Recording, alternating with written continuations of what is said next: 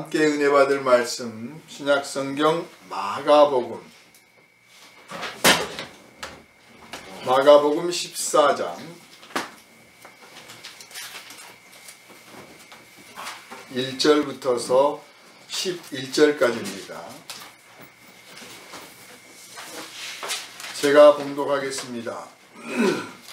이틀이 지나면 유월절과 무교절이라 대제사장들과 서기관들이 예수를 흉계로 잡아 죽일 방도를 구하며 이르되 밀란이 날까 하노니 명절에는 하지 말자 하더라.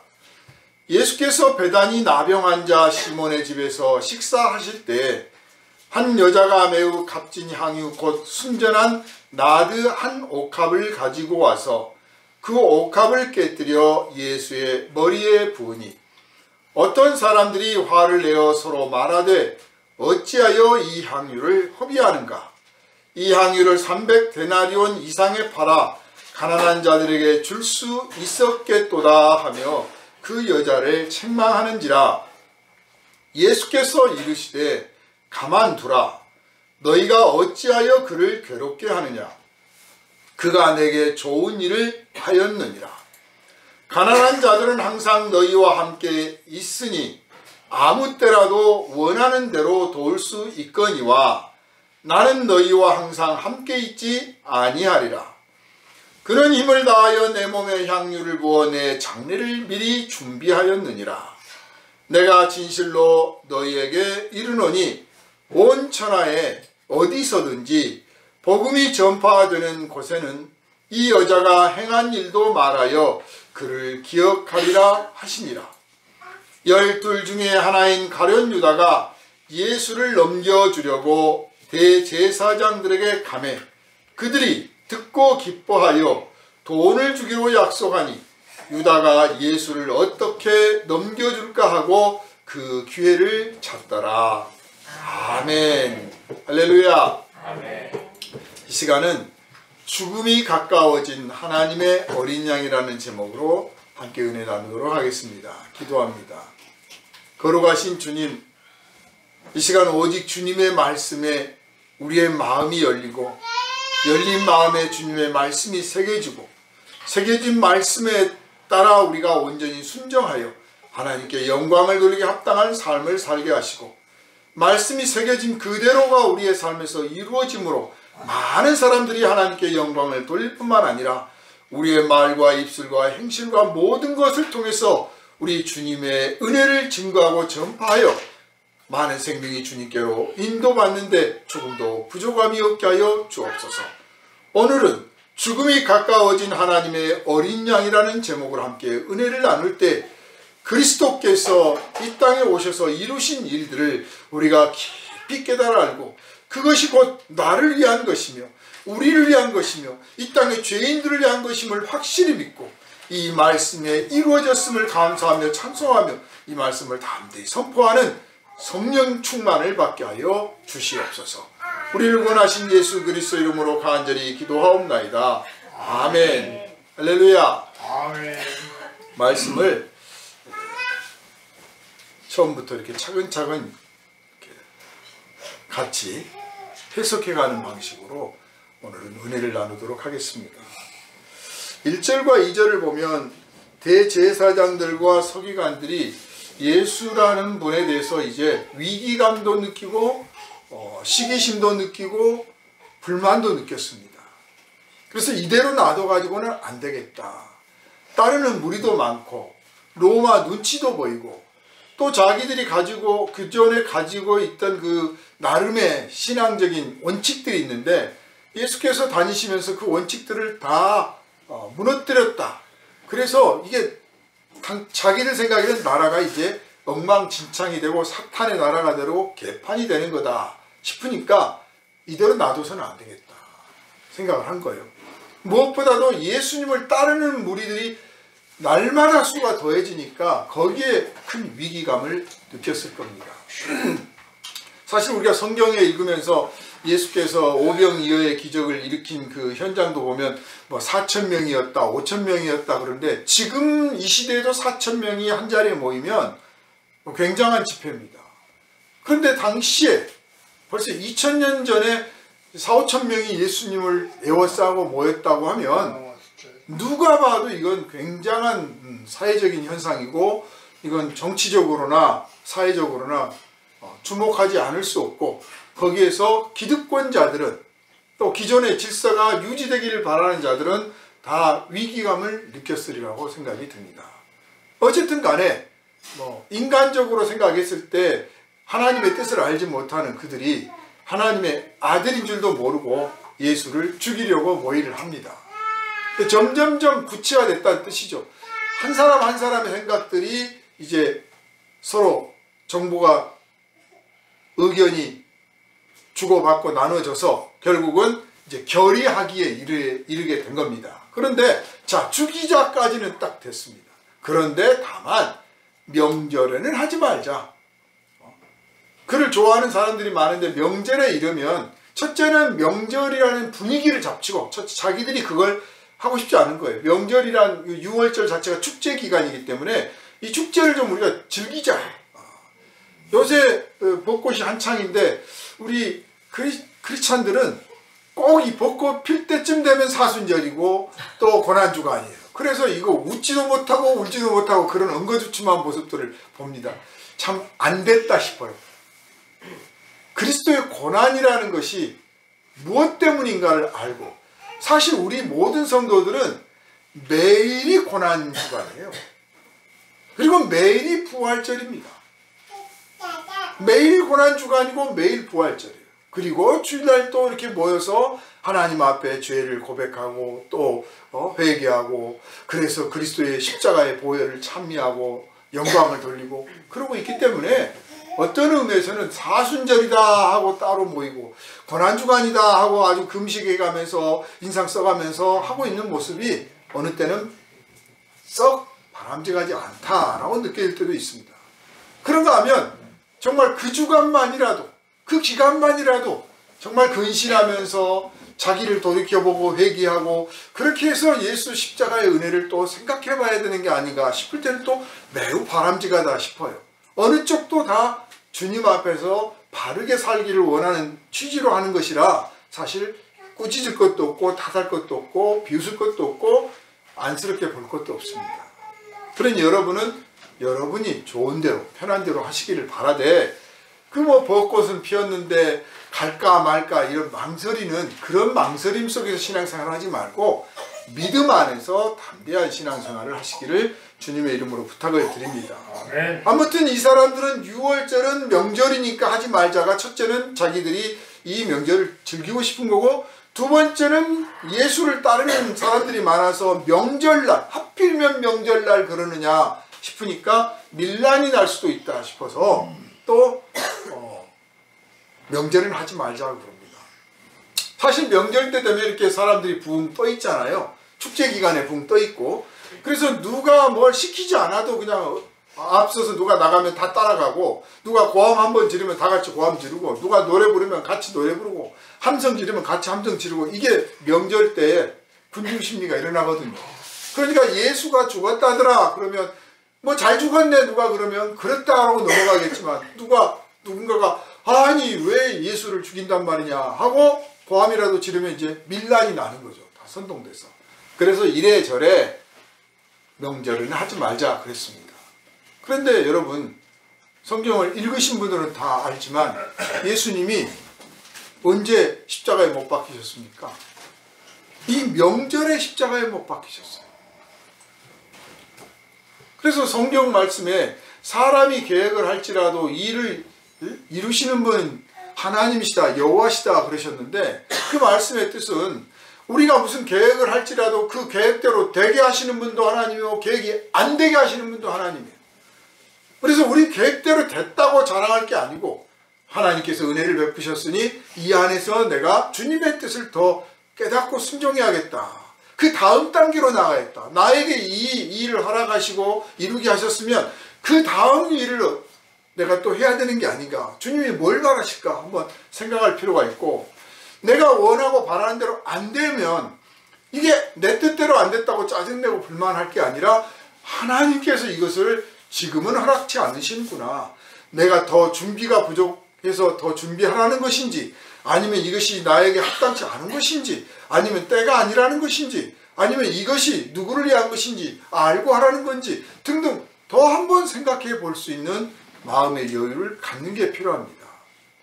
아무튼 이 대제사장들과 서기관들은 예수를 죽이자고 결의를 했고, 다만 명절에는 하지 말자고 했습니다.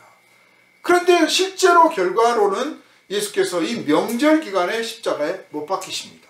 그러므로 그들이 예수를 죽이기로 결의하고 모의하고 준비하고 계획도 짜고 다 했지만, 사실 이것이 누구에게서 나왔느냐? 사람의 분노와 감정이나 사탄의 계획에 의해서 나온 게 아니라 하나님의 뜻에 의해서 이루어졌다고 하는 사실을 아는 것입니다. 이 말씀을, 이 2절을 기록하신 뜻이 그거예요. 예수께서 우연하게 죽은 게 아니고 인간들의 어떤 의지와 욕망에 의해서 죽은 게 아니라 하나님의 뜻에 의해서 이 일이 이루어졌다. 왜 그럼 그렇게 하셨느냐? 이거를 생각해 보라, 그런 거죠. 예수 말고도요, 뭐 세상에는 많은 종교가 있고 사회적 지도자가 있고 별의별 사람들이 다 있어요. 그런데 그 사람들은, 그들을 추종하는 사람들은 그들의 무슨 일, 행동이나 혹은 또 마지막에는 이제 죽음까지도 다 그걸 뭐 나름의 해석을 합니다. 나름대로 이게 뭐 이렇다 저렇다. 만약에 예수님의 제자들이 억지로 예수님의 죽으심이, 십자가에 못 박히신 것이 이게 우리를 위한 속죄 제물이 되시기 위해서 이렇게 된 거다 라고 주장을 만약 억지로 만들어냈다면, 그렇다면 이 기절이 필요가 없을 거예요. 그냥 우연하게 일어난 사건이라면, 우연하게 이루어진 사건인데 그게 하필 명절이야. 아, 옳았구나. 예수님은 이 명절에 6월절 제물로 우리를 위해서 죽으신 거다. 우리가 이렇게 사람들한테 말해야겠다. 이런 식의 작품이 아니라고 말해요. 아무도 짐작하지 않았을 뿐만 아니라 예수를 정말 죽이기로 계획했던 사람들이 이 명절에는 하지 말자고 했는데, 일이 되어진 상황이 명절에 예수께서 십자가에 못 박히시게 되었으니, 이것이 사람의 욕심이나 사람의 분노나 사람의 시기심이나 사람의 어떤 계획에 의해서, 어떤 사탄의 어떤 관계에 의해서 이 일이 이루어진 게 아니라 그들은 다 하나님의 어떤 거룩하신 뜻을 이루는데 도구로 쓰임받았고, 하나님께서 이루실 어떤 큰 일이 있어서 예수께서 이 명절 기간에 십자가에 못 박히시게 된 거다라고 하는 것을 우리에게 알려주시기 위해서 이 2절이 기록된 것입니다. 그러므로 이렇게 하나님의 뜻이 있어서 일들이 이루어지므로 우리의 인생살이에서도 뭐 매일매일 모든 일들, 매 순간에 이루어진 일들이 다 하나님의 뜻이다 이렇게 막 뭐 적용하다 보면 노이로제 걸릴 수도 있는데, 그렇게까지는 않더라도 내 인생에 있어서 중요한 사건들, 가장 중요한 사건이 뭡니까? 탄생. 첫 번째, 내가 태어난 거예요. 부모를 만나고 형제를 만나고 그 태어난 지역을 내가 선택한 게 아니잖아요. 또 친구들도 그렇게 내가 태어남으로 인해서 다 이루어진 것들이에요. 그리고 이제 예수 믿게 된 거, 마지막으로 죽게 되는 거, 중간에 중대한 사건이 있다면 또 뭐 결혼하고 자녀를 얻거나 혹은 어디 먼 나라에 여행을 하거나, 아주 중대한 인생의 사건들에 적어도 하나님의 뜻이 있다는 사실을 여러분은 꼭 기억해야 됩니다. 내가 계획하고 내가 일을 진행하는 것 같지만 사실은 하나님의 어떤 뜻이 계시고 하나님의 섭리 가운데 이 일이 이루어졌다. 근데 특별히 이 6월절에 이루어진 예수 십자가의 사건은 단순한 섭리 정도를 넘어서서 우리가 우리 인생에서 이루어진 일들의 모든 뜻을 알 수가 없기 때문에 이게 하나님 섭리다 이렇게 말하거든요. 그런데 이미 알려진 뜻, 기도하면 알 수 있고 성경을 보면 알 수 있고 말씀을 배우면 바로 깨달을 수 있는 하나님의 뜻이 있다면 이건 섭리라고 하지 않아요. 하나님의 뜻이라고 분명하게 하죠. 그러니까 마가복음의 이 본문에 이 규절을 넣으신 것은 섭리가 아니라 하나님의 뜻이 있다, 분명히 깨달았다, 이걸 알고 있어야 된다, 이것이 중요하다, 그냥 된 게 아니다, 반드시 너희의 인생에 예수께서 오셔서 구원의 손길을 내미시고 우리가 예수를 믿게 되고 예수의 은혜로 세상에 나가 복음을 전하게 되는 이 모든 일들이 섭리가 아니라 하나님의 거룩하신 분명한 뜻에 의해서 이루어지고 있다고 하는 것을 고백하고 의심치 말고 순종하라 하는 뜻으로 이 말씀이 있는 줄 믿으시기를 바랍니다. 그러니까 하나님의 예정하신 뜻과 그 아래서 섭리가 있고 그리고 그 섭리 가운데서 하나님의 뜻을 깨달아 알면 아 이게 애정하신 뜻이구나 하고 고백을 하게 된단 말이죠. 이 고백이 한번 이루어질 때 이게 성경이 우연한 사건이 아니듯이 내 인생도 우연한 게 아니구나라고 알게 되고 그저 꿰맞춘 그럴듯하게 핑계를 대고 명분을 만든 게 아니라 구체적인 하나님의 뜻에 의해서 이루어졌으니 그래서 내가 구원을 받았으니 그렇다면 내 인생도 이렇게 구체적인 하나님의 뜻을 깨달아 알고 순종함으로써 하나님 기뻐하신 뜻을 이루어드려야겠다. 내가 헌신해야겠다. 이런 결단까지 나가시기를 주님의 이름으로 축원합니다. 예수를 살해하려고 하고 또 이제 마지막에 보면 오늘 우리가 함께 읽은 본문에서 10절 12절을 보면 배신을 합니다. 그러니까 이 본문은 1절 2절과 10절 11절에 살해 음모와 배신이라고 하는 아주 긴장감이 넘치는 그 가운데에 일어난 어떤 사건을 지금 기록해 놓은 거예요. 여러분이 이 본문을 읽으면서 이 긴장감을 느끼실 수 있다면 예수 십자가의 은혜가 그냥 지나간 이야기가 아니라 나와 아주 관련되어 있는 직접적인 관련이 있는 어떤 하나의 하나님의 놀라운 은혜의 사건이라는 것을 여러분이 누릴 수가 있습니다. 그러나 이 긴장감이 느껴지지 않고 그저 단순하게 그랬구나 하면 그냥 옛날 이야기예요. 신화라고 볼 수도 있고 전설이라고 할 수도 있고 누가 뭐라고 해도 그냥 대꾸 한마디 못하는 그저 옛날 이야기에 불과하니 여러분이 이 말씀에 깊이 빠져들어서 이 본문 안에 있는 긴장감을 여러분이 느끼시고 그리고 그 안에서 어떤 일이 이루어졌나 이 죽음과 배신과 죽음이라고 하는 것이 있는 이 현상 속에서 어떤 사건이 벌어졌나 한번 느껴보시기를 주님의 이름으로 부탁을 드립니다. 자, 예수께서 베다니 나병 환자 시몬의 집에서 식사를 하셨습니다. 이 베다니라고 하는 것은 예루살렘에서 한 5km 정도 떨어진 곳이에요. 5km 정도. 그러니까 성인 걸음으로 1시간 남짓 걸어가면 도달할 수 있는 거죠. 가까운 거리도 아닙니다. 그렇다고 아주 먼 거리도 아닙니다. 그런데 이 베단이라는 데가 여러분 알다시피 이 세례 요한이 세례를 맨 처음 시작했던 곳이고요.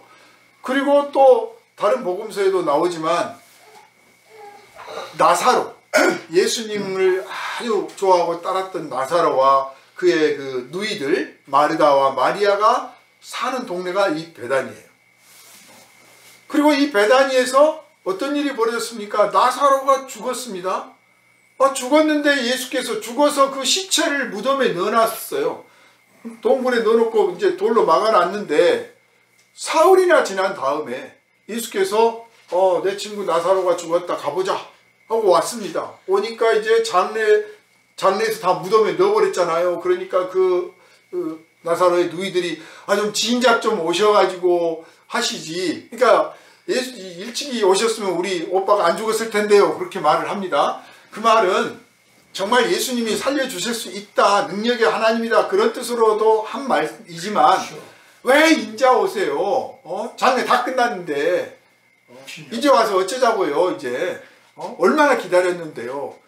여러분 누군가 여러분의 친구나 가족이나 누가 있는데 그분이 이제 임종을 맞이했어요. 근데 내가 뭐 이러저러 사정 때문에 못 가게 됐어. 갔더니 장례 끝나고 왔더니 얼마나 기다렸는데요. 눈을 못 감고 기다리고 있었는데 왜 이제 옵니까? 막 그런 말을 들으면 어쩌겠어요. 마음이 무지하게 아프죠. 그런 식으로 이제 예수님께 불평, 원망, 하소연을 한 거예요. 그럼 예수님이 같이 우셨어요. 그러더니 무덤에 가서 자, 돌 치워라. 썩어서 냄새 납니다. 사흘 지나니까 벌써 냄새가 나요. 근데 치우라. 치워. 또 치우라니까 또 치웠어요. 나사로야 나오너라. 그랬더니 죽은 나사로가 부시시 일어나가지고, 예? 그 수의를 입고 얼굴에 지금 수건 덮었는데 그거 이렇게 탁 치우고 걸어서 나오는 거예요. 온 동네가 난리가 났고 그 가족들은 아주 정말 말로 할 수 없는 감격을 누린 거죠. 아마 아주 눈물바다 웃음바다 막 뭐 그랬을 거예요. 온 동네 사람들이 보는 앞에서 일이 벌어진 거예요. 그때 그 가족 마리아, 알다시피 그 전에 이제 이 죽은 사건, 나사로가 죽은 사건 이전에 평상시 예수께서 예루살렘을 가시다 보면 베다니를 지나가잖아요. 지나갈 때마다 이 베다니 나사로 집에서 머물면서 생활을 잠깐씩 하셨어요. 왜냐하면 나사로 집안이 그런대로 괜찮았던 것 같아요. 생활적인 여유가 있었던 것 같아요. 그래서 가면 뭐 대접해 드린다고 예수님이 꼭 혼자 오시는 것도 아니잖아요.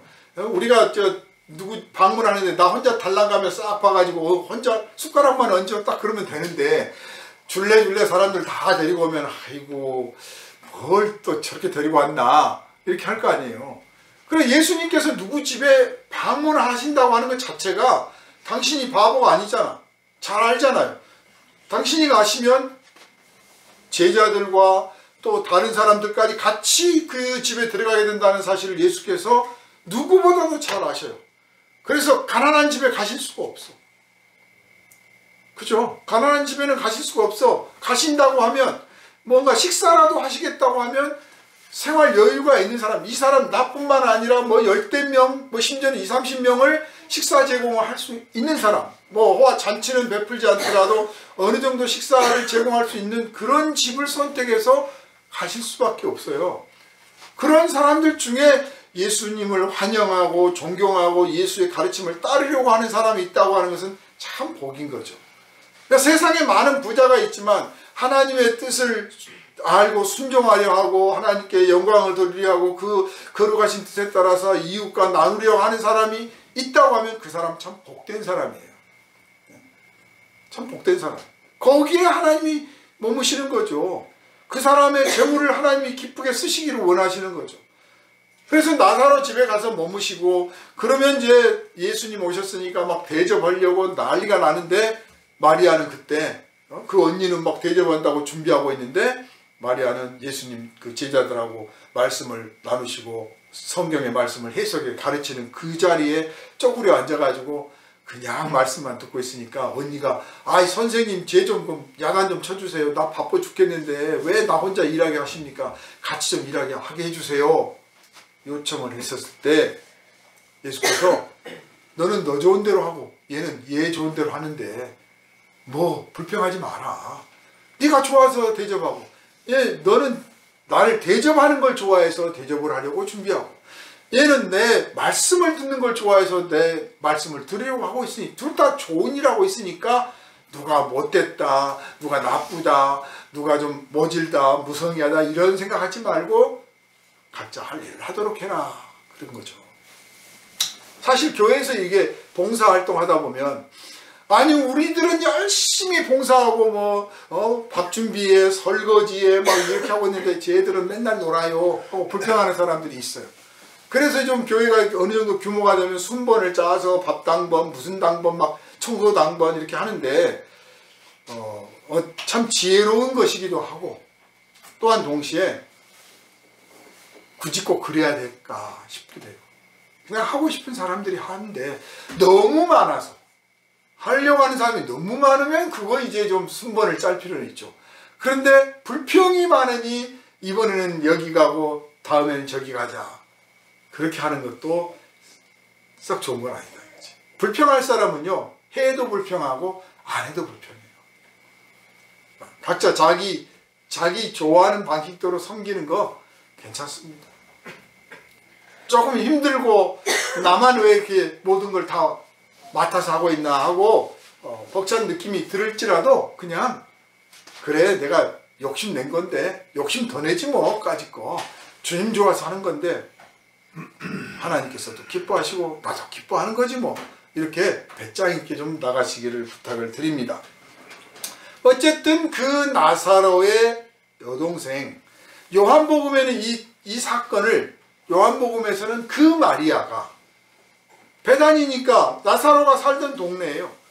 그 마리아가 찾아온 거예요. 이 베다니에 나사로만 사는 게 아니라 여기 문둥병 걸렸다, 그러니까 피부병이 많이 걸려가지고 예수께서 고쳐주셨던 시몬이라는 사람 집에 이번에는 머무셨는데, 그 시몬의 집에서 머물고 식사하시는데 그 나사로의 여동생 마리아가 찾아온 거예요. 찾아왔습니다. 찾아와서 올 때 빈손으로 오지 않고 비싼 나드라고 하는 향유를 가져왔어요. 지금이야 나드가 좀 많아져서 그렇게까지 아주 최고가는 아니지만 지금도 싼 건 아니에요. 비싼 향수입니다. 그런데 그 향유를 가지고 와서 예수님의 머리에 부었습니다. 요한복음에는 예수님의 머리에도 붓고 발에도 붓고 자기 머리칼로 그 발을 닦았다, 이렇게 기록되어 있어요. 그러니까 뭐 향유를 부으니까 무슨 물을 붓듯이 이렇게 부은 게 아니라, 알다시피 기름이 그렇게 많이 쏟아지지도 않고 아주 양이 적은 양을 머리에 붓고 발에 부어서 이렇게 문지른 거죠. 그 향기가 아주 온 집안에 퍼집니다. 참 향기가 퍼지니까 얼마나 좋습니까? 이럴 때 밥 먹으면서, 더군다나 식사 시간이잖아요. 그러니까 식사 시간에 향기도 좋습니다. 아유 자매님 고맙습니다. 뭐 이렇게 하면 될 텐데, 제자 몇 사람이 아니 그 비싼 걸 왜 허비하세요? 그럴 거야. 왜 허비하느냐? 요한복음에는 그 말을 맨 처음 꺼낸 사람이 가룟 유다였다라고 돼 있어요. 근데 마가복음에는 그 이름을 안 밝혔습니다. 향유를 부은 사람의 이름도 안 밝히고 유다도 안 밝혔어요. 그러니까 마가복음의 뜻은 이 특정인들의 의식구조나 사상이나 배경이나 그들의 죄나 그들의 공로나 이것들을 말하려고 하는 의도가 아니고, 이 사건 전체의 어떤 뜻을 깨닫기를 원하는 뜻으로 마가복음은 기록되어 있고, 요한복음은 그뿐만 아니라 이 일의 배경으로 어떤 사람이 쓰임받았나, 어떤 사람이 선한 일에 쓰임받고 어떤 사람이 악한 일에 쓰임받았나를 보여주고 있는 거예요. 더 신학적인 해석을 가미하고 있는 거죠. 어쨌든 간에 이 비싼 향유를 왜 예수님의 머리에 붓고 발에다 뿌려서 부벼 씻느냐, 이거 갖다 팔면 300데나리온은 받을 텐데, 여기서 데나리온이라는 그 화폐 단위가 쓰였는데요. 데나리온은 그때 당시에 한 데나리온이 보통 그 일하는 노동자들의 하루 품삯이에요. 그러니까 10,000원으로 치면 300만 원이고, 요새 식으로 치면 일당 10만 원 받는다고 그러면 3천만 원이에요. 굉장한 거죠. 엄청나게 귀하고 참 고급진 이 향유를 예수님의 머리에 부었어요. 그러니까 이제 그걸 가지고 불평했던 사람들은, 이 요한복음식으로 말하면 이 가룟 유다는 돈을 좋아하고 돈을 삥땅 쳐먹었던 나쁜 놈이라 괜히 이걸로 시비를 걸고 문제를 제기했던 거다라고 이제 비난을 했지만, 마가복음에서는 그런 뜻이 아니고 이 사람들이 뭘 알겠느냐 하는 거예요. 뭘 알겠느냐.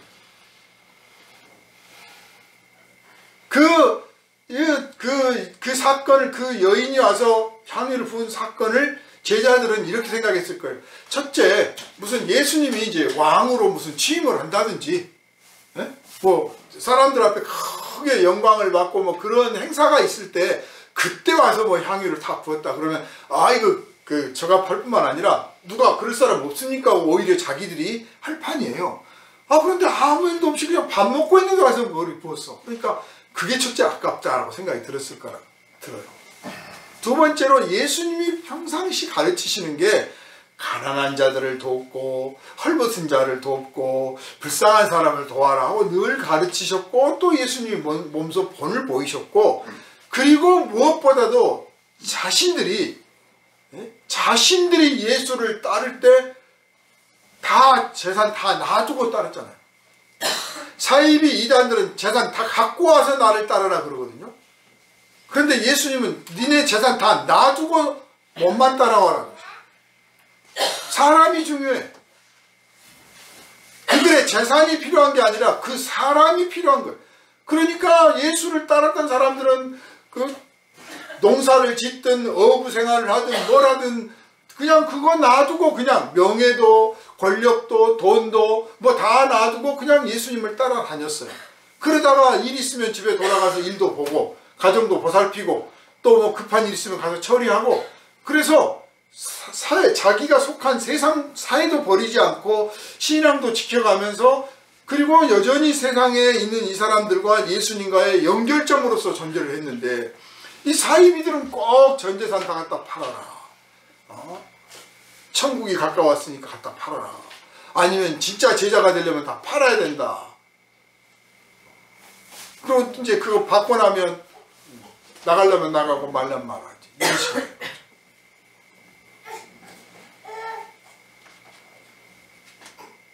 자기들이 전 재산을 다 놔두고 왔어. 그래서 사실 맨날 예수님 따라다니면서 제대로 먹어본 적도 별로 없어요. 그 많은 사람들이 같이 다니는데 뭐 어디 식당을 가도 그 사람들이 동시에 들어갈 만한 식당이 있겠습니까? 뭐 항상 대접하는 사람들이 준비되어 있겠습니까? 그 변변치 않은 식사에 걷는 걸음은 많고 할 일은 많고 늘 그런 상태였습니다. 그러니까 괜히 아깝죠. 우리가 뭔가 아깝다라고 느낄 때요, 정말 논리적으로 이성적으로 생각해서 아깝다라고 느끼는 그런 경우는 거의 별로 없어요. 그냥 아까울 때가 많죠. 그냥. 그래서 예수님 앞에 그 향유를 부은 여인을 책망을 합니다. 이것도 참 웃긴 이야기. 예수님에게 부었으면, 예수님이 싫어하시면, 혹은 예수님이 판단하셔가지고 왜 이렇게 쓸데없는 짓을 했어, 그 비싼 걸 왜 머리에 부어, 그냥 아꼈다가 다음에 팔지 하고 예수님이 말씀하실 때까지 좀 기다려야 되는데, 자기들이 나서가지고 왜 부었느니 말았느니 이걸 팔면 얼마를 받겠느니 많이 합니다. 우리가 신앙생활 조금 하다 보면요, 예수님의 제자들이 예수님과 한 3년 다니다 보니까 이런 건데, 우리도 신앙생활 한 3년 5년 10년 하면 감나라 판나라 이래라 저래라 이것이 옳으니 그러니 꼭 잘난 척하게 돼 있어요. 잠자코 기다릴 줄 알아야 돼요. 하나님께서 당신의 뜻을 나타내실 때까지 좀 진득하게 기다릴 필요가 있어요. 내가 예상치 못한, 상상해 본 적도 없는 뜻이 있다. 지금 바로 그 상황입니다. 정말 이 사람들은 굉장히 이성적이고 합리적이고 똑똑해요. 현명하고 그걸 갖다가 팔면 얼마나 많은 사람들을 도와줄 수 있는데, 세상 물정도 밝고 이거 팔면 300데나리온을 받는다. 시세까지 알아, 시세까지. 제법 어른인 척 하는 거예요. 이거는요, 이 장면은 제가 볼 때는 예수님한테 왜 이렇게 철이 없으세요 그런 것 같아. 세상 물정 모르시는 분이에요, 예수님이. 그 비싼 향유를 붓는데 가만히 앉아가지고, 또 더군다나 머리에만 몇 방울 떨어뜨린 게 아니라 발에다가 붓고 막 머리카락으로 막 비비고 씻는데, 그만둬, 아껴라 하실 수도 있고, 또 겸손하게 왜 이런 걸 하느냐, 난 사양하겠어, 뭐 이렇게 하실 수도 있는데, 예수님은 겸손하시지도 않고, 예수님은 세상 물정도 모르시고 그 비싼 향유를 붓는데 그대로 가만히 앉아서 정리하게 받고 있으니, 우리 예수님이 참 세상 물정 모르시고 철이 없다 그렇게 느꼈을 수도 있어요. 그래, 영적 지도자는 사실은 세상 물정 모르고 세상 사람들이 보기에 철이 없어야 돼요. 목사가 세상 물정 많이 알아가지고 통밥이 착착 굴리고 돌아가서 그거 이거 가지고 뭐 할 수 있다고 착착착 나오면 그게 당장은 현명하고 지혜롭게 보이지만 나중에 가서 하나님의 큰 뜻, 깊으신 뜻을 이루는데 과연 합당할지 사실 모를 일입니다. 어쨌든 이 제자들은 잘난 체하고 여인을 꾸짖고 하였는데 주님은 잠자코 계십니다. 그러다가 놔둬라. 왜 이 여자를 괴롭게 하느냐. 나한테 좋은 일 했는데. 그래 그 정곡을 찌르시는 거예요. 무슨 뜻을 떠나서 이 가격을 떠나서 내가 대접을 받는 것이 싫은가? 내가 이런 존귀한 대접을 받는 게 싫은가? 너희들은 평상시 내가 하나님의 나라 왕국을 건설하기를 바랬지 않느냐? 그래서 당신의 나라가 임하면 우리가 한 사람은 오른편에 한 사람은 왼편에 그렇게 앉게 해 주십시오. 이렇게 요청도 드렸고 12사도로 세움을 받았을 때 드디어 하나님 나라가 이루어지면 우리가 최소한 한 자리씩은 하겠구나 하고 너희들 그런 마음을 품었었지 않느냐라고 주님이 딱 그 심령을 꾸짖는 거예요. 나한테 좋은 일을 했는데 왜 그래? 그렇게 나를 알지 못하느냐 이거죠. 주님 겸손하신 분이거든요. 누가 막 축혀 세우고 꾸미고 올려드린다고 그래서 그걸 기뻐하시는 분이 아니잖아요. 사이 위단들 막 호화찬란하게 꾸미고 황금색으로 만든 마차도 타고 막 별걸 다 하는데 우리 주님 그런 거 원하시지 않잖아요. 정말 겸손하신 분이잖아요. 그러니까 제자들이 아직도 주님을 모르시는 거예요. 아직도 주님을 몰라. 300년, 400년, 200년 걸려서 성당을 짓고 거기다가 황금으로 꾸미고 그런다 한들 그 안에 하나님의 은혜와 사랑이 선포되어지고 하나님의 은혜와 사랑의 공동체가 형성이 안 돼 있다면 그게 무슨 소용이 있겠습니까? 그걸 하나님이 원하시는 게 아니잖아요. 그러니까 주님을 제대로 알지도 못하니까 주님이 대접받는 게 못마땅한 거야. 왜 우리 주님이 저런 걸 대접받고 계시냐. 원래 겸손하신 분인데 뭘 상황도 뜻도 모르는 거지. 그래서 예수께서 나에게 좋은 일을 하였다 라고 먼저 말씀하셔요. 우리가 하나님 기뻐하실 일이면 하나님 좋아하실 일이면 서로 내 마음에 안 들고 내 뜻과 다르고 내 계획과 내 의지와 좀 충돌이 될지라도 우리 형제와 성도가 누가 그렇게 하고 있으면 묵묵히 기다릴 줄 알고 묵묵히 하나님께 맡길 줄 알고 그 뜻을 같이 나누려 하고 하나님의 은혜 가운데서 나도 동참하기를 바라는 그런 열린 가슴 갖기를 주님의 이름으로 부탁을 드립니다. 이제 예수님은 거기다가 나한테 좋은 일을 하셨는데 구체적으로 이제 이 미련한 제자들, 어리석은 제자들, 어린이 같은 이 제자들한테 구체적으로 이 사건의 뜻을 가르쳐 주십니다. 이 여인이 내 장례를 준비하였다. 지금 이 제자들은 예루살렘에 가까워질수록 어떤 생각을 하느냐면요. 먼 데서부터 점점점 가까워져서 예루살렘까지 왔어. 가까이 왔어요. 이제 5km 전방까지 왔습니다. 더군다나 베다니에 머뭅니다. 거기서 나사로가 죽었다가 살아나기도 했잖아요. 지금 모르는 사람이 없어요. 예수님에 대해서 그 기적과 능력에 대해서 모르는 사람이 없는 전초기지 같은 곳이에요. 거기에서 지금 예루살렘을 향해서 가려고 준비하고 있으니까 이 제자들의 마음은 한껏 부풀어 있습니다. 드디어 적어도 예수님이 예루살렘 들어가시면 한 말씀 하실 거고 호되게 꾸짖을 것이고 어쩌면 많은 민중들이 호응을 해서 세상이 바뀔 수도 있다. 적어도 공식적으로 인정받는 하나의 집단으로서 뭔가도 이루어질 수 있다 하는 어떤 꿈과 그런 자부심과 막 그런 생각들을 꽉 차 있는 거예요. 그런데 거기서 이 여인이 나의 장례를 미리 준비하였다. 이렇게 말씀을 하십니다. 그러니 아무리 들어도 깨달을 수가 없어요. 무슨 말씀을 하시는지도 몰라요. 그냥 지나가는 거예요. 심각하게 느끼지도 않아요.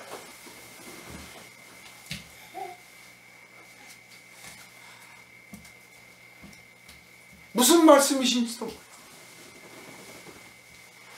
제가 모두에 말씀드린 것처럼 예수께서 십자가에 못 박히실 때 명절에 십자가에 못 박히셨어요. 그 명절이 어떤 명절입니까? 유월절이에요. 유월절. 알다시피 유월절이라고 하는 날은 이스라엘 백성들이 애굽에서 430년 만에 나올 때 종살이 같은, 원래는 종으로 끌려간 것도 아니고 팔려간 것도 아니었는데 총리의 후손들인데, 그런데 애굽 사람들의 시기를 받아서 이들이 세력이 너무 커지니 이들을 종삼자 해서 갑자기 어느 날 갑자기 대등한 국민에서 1등 국민, 2등 국민, 3등 국민 뭐 이런 식이라면 갑자기 3등, 4등 국민이 돼가지고, 그래서 노예 생활 같은 생활을 하게 된 거예요. 피라미드 짓는데 노역에 끌려다니고 아주 제대로 한번 잠도 못 자고 먹을 건 못 먹고 제 마음대로 기펴고 살지도 못했어. 그래서 하나님이 살아계신가? 정말 우리가 하나님의 백성 맞나? 하나님 우리 민족의 하나님이 맞으신가? 하고 막 불평 원망하고 있을 때 하나님께서 모세를 보내셔서 그들을 광야길을 통해서 이 약속의 땅으로 인도해 내신 그날 아닙니까? 애굽에서 나온 날이에요. 그래서 그날 그 애굽에서 나온 그 때를 1월 정월 초하루로 잡고 기념을 하는 거죠. 해방을 기념하는 날이요, 광명을 회복했던 날을 기념하는 날이요, 자유를 선포하는 날이요, 다른 때는 몰라도 이때만큼은 아주 정말 기쁨과 감사가 있는 날이에요. 다만 무교절이라고 하는 기간, 우리 선조들은 애굽에서 종살이를 했고 하나님께서 그 종살이를 해방시켜 주셨는데, 해방시켜 주시기 전에 먼저 너희들이 누룩 없는 빵을 먹어라. 그래서 무교절을 지키라고 하셨고, 그걸 지킴으로써 자신들의 조상들이 아주 험한 고생을 하였음을 기억하고, 그리고 하나님의 힘으로 구원받았음을 기억하고 감사하고 찬송을 해서 대대손손 하나님의 은혜를 떠나지 말자, 조상들의 고난을 잊지 말자. 세상의 모든 백성들은 언제든지 우리의 적이 될 수도 있고 우리를 괴롭힐 수도 있다. 오직 우리가 의지할 때는 하나님밖에 없다. 이거를 기억하자고 하는 것이 유월절이랍니다. 그런데 이 유월절은 하나님 보실 때는 장차 이루실 일의 예고편에 불과했던 겁니다. 그러니까 그걸 본편이라고 알고 있는 이 이스라엘 백성들은 그냥 그 축제를 기념하고 그 축제 기간 동안에 조상을 생각하고 하나님의 은혜를 생각하면 끝이지만, 하나님의 그 거대한 포부, 그 원대한 꿈 속에서는 그거는 아무것도 아닌 거예요. 고작 이스라엘 백성 보고 몇몇 구원하자고 지금 이 일이 시작된 게 아니에요. 만민들, 온 세상의 모든 민족이 구원을 받을 수 있는 기회를 주시기를 원했던 거예요. 그리고 그 일을 당신께서 먼저 이루시기를 원하셨고, 그 일을 이미 예고하셨고 시작하셨고 지금 그 정점에 와 닿는 것입니다. 그래서 이 여인이 와서 향유를 부었는데, 여인은 이 향유를 부을 때 알다시피 아까 말씀드린 것처럼 향유를 어느 때 붓느냐 하는 거예요. 향유를 왕으로 취임할 때 기름을 붓습니다. 네? 그때는 감람유를 부어요. 즉 올리브유를 부어요. 선지자로 임명받을 때도 올리브유를 부어요. 대제사장이 될 때도 올리브유를 부어요. 그럼 향유는 언제 붓나요? 향유 조금 묻혀서 다니는 건 평상시에 묻혀서 다니는 거고요. 장례식 때 부잣집이 있으면 부잣집이 장례식 때 그 시체에 기름을 발라서 올리브유를 발라서 감아가지고 딱 봉한 다음에 거기에 향유를 붓습니다. 그러니까 이 나대 향은 영광과 존귀함과 거룩함을 나타낼 수도 있지만 또한 동시에 죽음을 나타낼 수도 있어요. 알다시피 자기 오빠가 죽었다가 살아났잖아요. 그리고 제가 아까 말씀드린 것처럼 이 마리아는 예수님의 말씀을 듣는데 집중했던 사람이잖아요. 그래서 다른 사람들은 들으면서도 깨닫지 못할 때도 있고 잊어버릴 수 있지만 이 여인은 예수님께서 하신 말씀을 놓치지 않고 있었다는 거예요.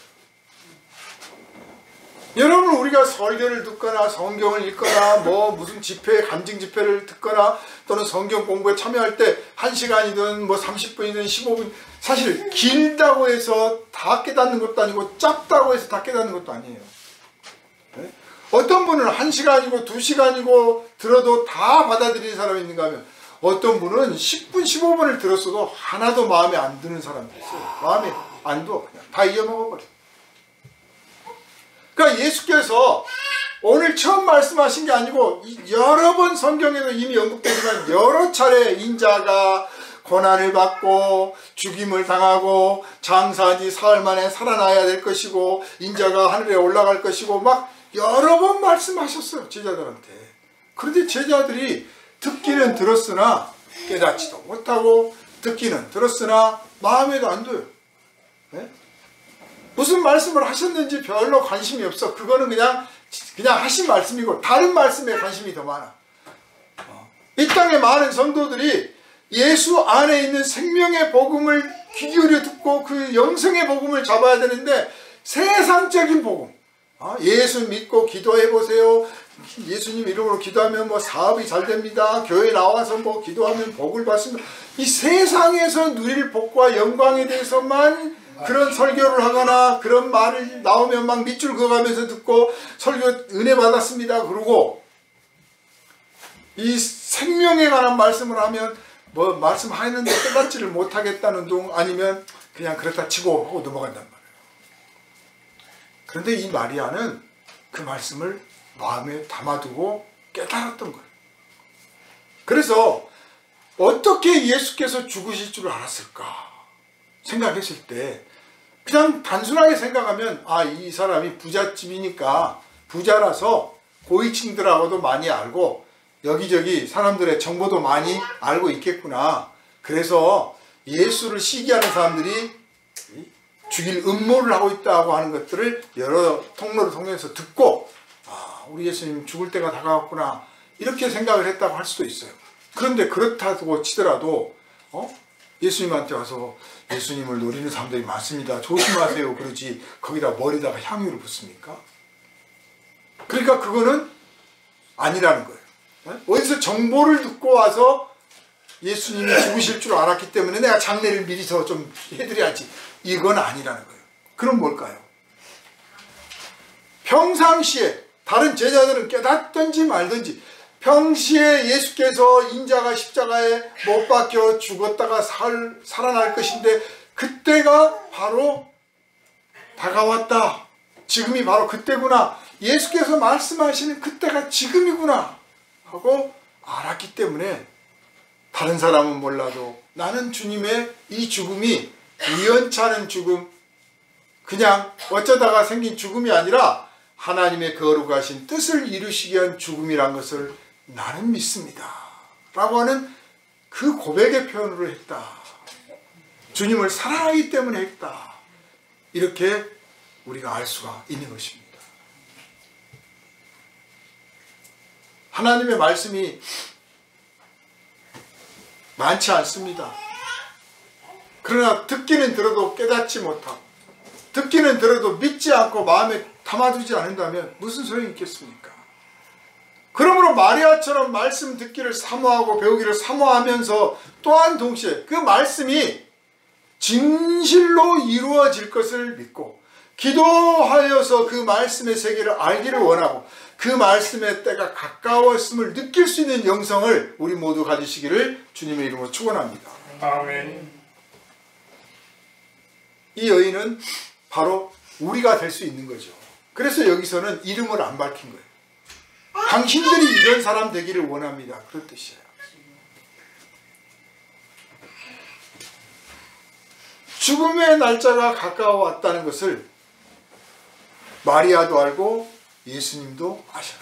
다른 사람은 몰라. 뭐 죽일 사람들이 알겠죠. 죽일 사람들이 모의를 하고 계획을 하고 있는데 그 사람들은 죽이기로 작정했으니까 알잖아요. 언제 죽이자. 그렇지만 명절에는 말자고 했으니까 어느 날 죽을 거라고 특정이 안 돼 있는 거예요. 그런데 마리아는 와서 향유를 부어. 알다시피 장례식을 치르고 그 시체에다가 부른다고 그랬잖아요. 그러니까 이미 죽은 목숨이다라고 마리아는 보고 있는 거예요. 참 놀라운 일입니다. 이미 당신은 죽은 목숨입니다.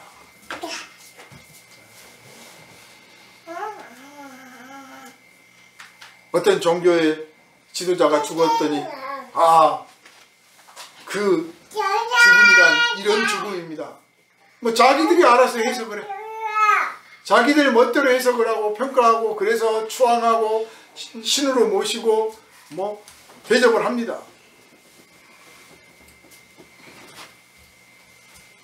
예수께서 아마 향유를 부으셨다고 하는 것 때문에만 기분이 좋으신 게 아니라 내가 하나님 아버지의 거룩하신 뜻에 따라 십자가를 지기 위해서 가는데 이 십자가의 길을 알고 있는 제자가 있구나.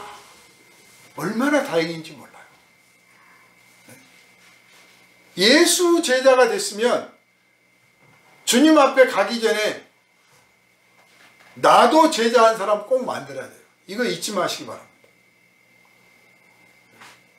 내가 예수님 제자가 됐으면 내가 주님 앞에 가서 자 잘했다 수고했다 내 우편에 앉아서 쉬어라 하는 그날 그 천국에 가서 맞이할 그날 맞이하기 전에 내가 이 땅을 떠나기 전에 적어도 제자 한 사람은 만들고 가야 된다니까요. 그 제자가 어떤 제자냐 그냥 명목상으로 예수 믿는 제자 교회 다니는 제자 나랑 같이 교회 다니는 제자 이 차원이 아니라 거룩하신 하나님의 뜻을 아는 사람. 예수님이 지금 12사도도 세웠고 70명의 문도도 있었고 정말 많은 사람들이 예수님 주변에 있습니다.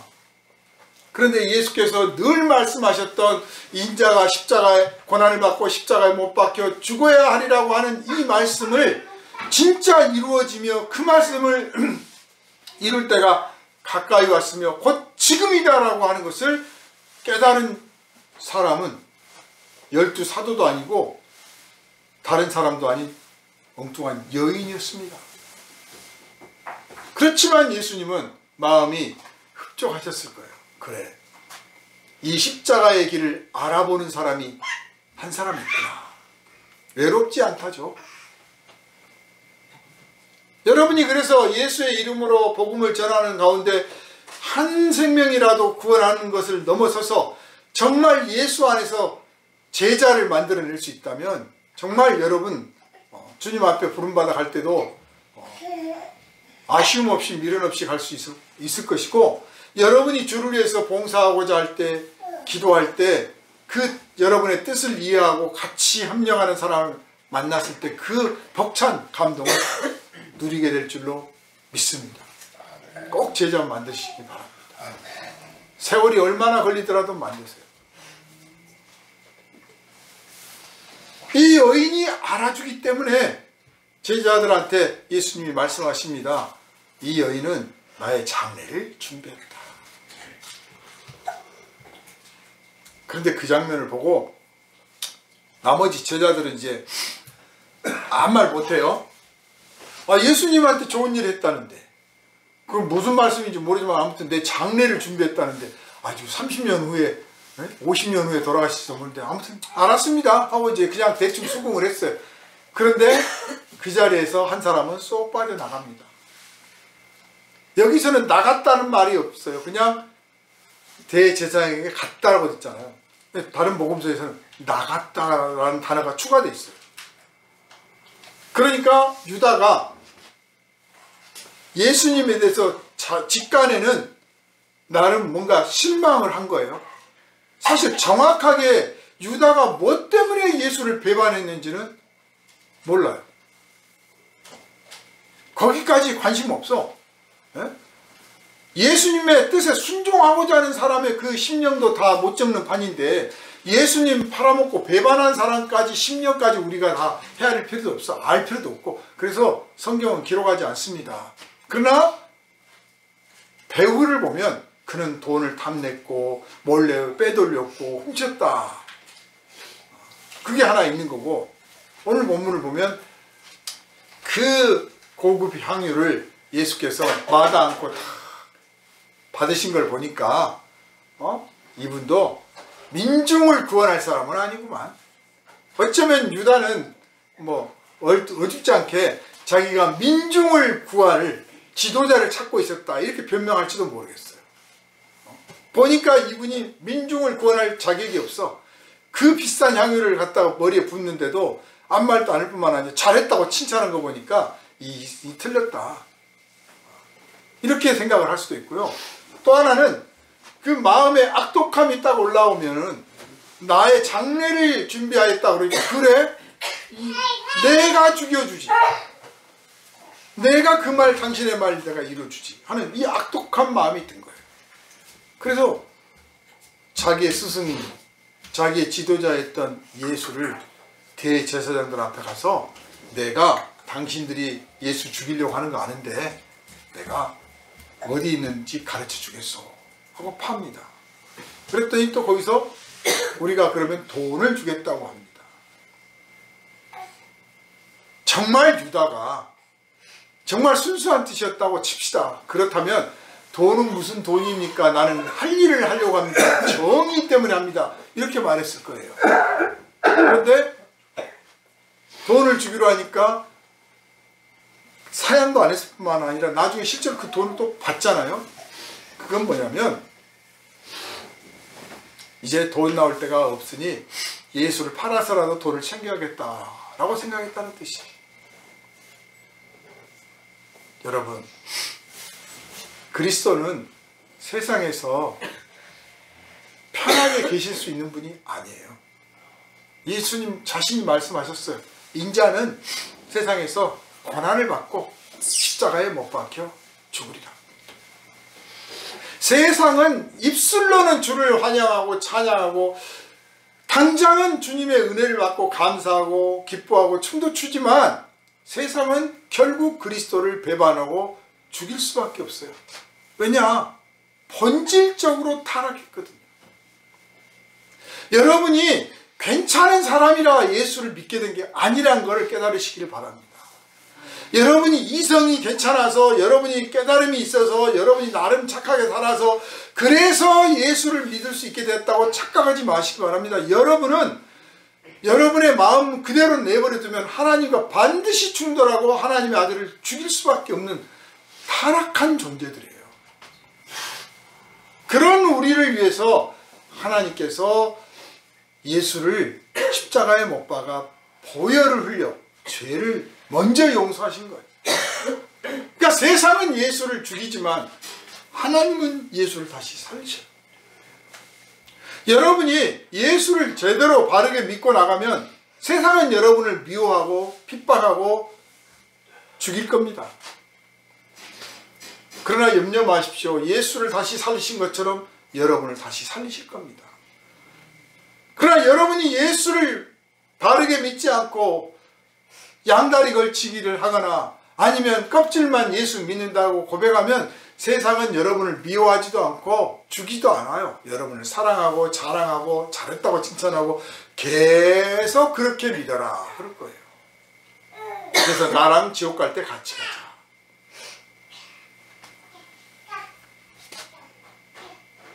대제사장과 서기관들이 예수를 죽이기로 결의했는데 만약 하나님이 이 예수를 다시 살려내실 거다라고 알았다면 죽일 계획도 안 했을 거예요. 그들은 예수를 죽이면 끝일 줄 알았어요. 그러나 그게 끝이 아닙니다. 하나님이 다시 살리십니다. 우리가 생각할 때 스스로의 인생이나 혹은 내가 가지고 있는 사업이나 내 가정이나 혹은 내 계획이나 또는 우리 사회가 여기까지인가 보다, 여기가 끝인가 보다, 이거면 더 이상 없다, 이 다음은 없다라고 우리가 판단을 아무리 내릴지라도 하나님이 그 다음 계획을 갖고 계신다는 사실을 알아야 합니다. 우리는 상상도 한 적이 없는 예수님을 부활시키는 계획을 하나님은 갖고 계셨어요. 그래서 믿음의 사람은 지금 당장 내 눈에 보이는 것들, 내가 알고 있는 내 정보 같은 것들 가지고 판단하는 현실로 끝나는 게 아니라 내가 상상하지도 못하는, 기대한 적도 없는 그 어떤 놀라운 일을 하나님은 갖고 계신다. 그 계획을 나를 위하여 품고 계신다. 예수를 위해서 품고 계셨듯이 나를 위해서도 그 계획을 갖고 계신다. 반드시 그 일이 이루어질 것이다. 그러니 나는 오늘 현실에 지지 말자, 죽지 말자, 죽었다고 슬퍼하지 말자. 이런 고백 여러분 가지시길 주님의 이름으로 축원합니다. 아멘. 거룩하신 아버지 하나님, 이 시간 오직 주님께 영광을 돌립니다. 주님이 죽으실 날이 다가왔음을 주님 당신은 아셨습니다. 왜냐하면 주님의 말씀대로 6월절에 일이 이루어져야 될 줄 알았기 때문입니다. 세상 사람들은 아무도 이 비밀을 몰랐습니다. 그러나 예수께서 사랑하시는 여제자 중에 한 사람이 주님의 말씀을 일찍이 듣고 순종하여 그 말씀대로 이루어질 것을 알고 주님의 죽으심을 미리 장례를 치러드렸습니다. 아버지 하나님, 우리가 이 믿음을 본받게 하여 주옵소서. 이 귀한 사역을 본받게 하여 주옵소서. 주를 위해서 우리가 온전히 순종하는 그 길을 가게 하시되 우리 앞에서 주님이 먼저 십자가의 길을 가셨으니 우리의 십자가도 주님께서 책임져 주실 것을 믿게 하여 주시고, 세상은 그리스도를 죽이지만 하나님이 다시 살리시듯 세상이 우리를 미워하고 죽일지라도 하나님이 우리를 반드시 다시 살리시고 승리하여 영광을 하나님께 돌리게 하실 것을 믿고 날마다 믿음으로 승리하게 하여 주옵소서. 우리를 원하신 예수님 이름으로 간절히 기도하옵나이다. 아멘. 할렐루야.